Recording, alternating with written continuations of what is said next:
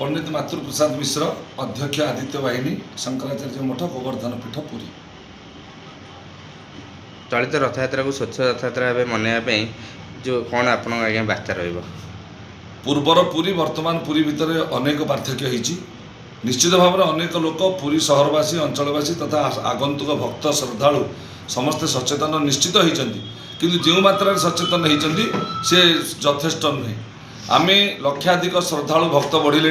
मु पिला दिनर 2-3 लाख लोकर रथयात्रा देखी, वर्तमान 20 लाख लोकर रथयात्रा।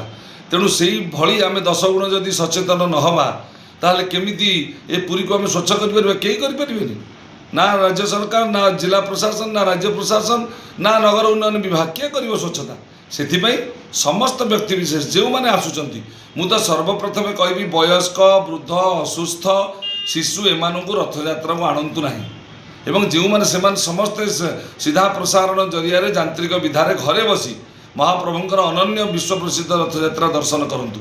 किंतु जो माने आगभर हेई श्रद्धा और भक्तिर सहित जगन्नाथपुरी आसुचंती, सर्वप्रथमे आमे गोटे कथा जानिचे, क्लीननेस इज गॉडनेस। जदि आमे निजे निजको स्वच्छ रखुचे आम भीतर पवित्रता आसुचे और ईश्वर मध्य खुशी होउछन। महाप्रभु जगन्नाथ सी ही आम समस्तंकर विश्वर सर्वनियंता ठाकुर। सी केतेबेले खुशी और आनंद हे ना तांको सहर तांको पुरुषोत्तम क्षेत्र जेतेबेले स्वच्छ और पवित्र रहिबो। आसंतु आमे समस्त एई अभियान में सामिल हवा। एई चलित 2026 रथयात्रा को एक स्वच्छ श्रृंखलित रथयात्रा रे परिणत करने समस्ते सहयोगी हवा एवं समस्ते निज निज स्तर में ए वार्ता प्रचार करवा। जय जगन्नाथ। जय जय।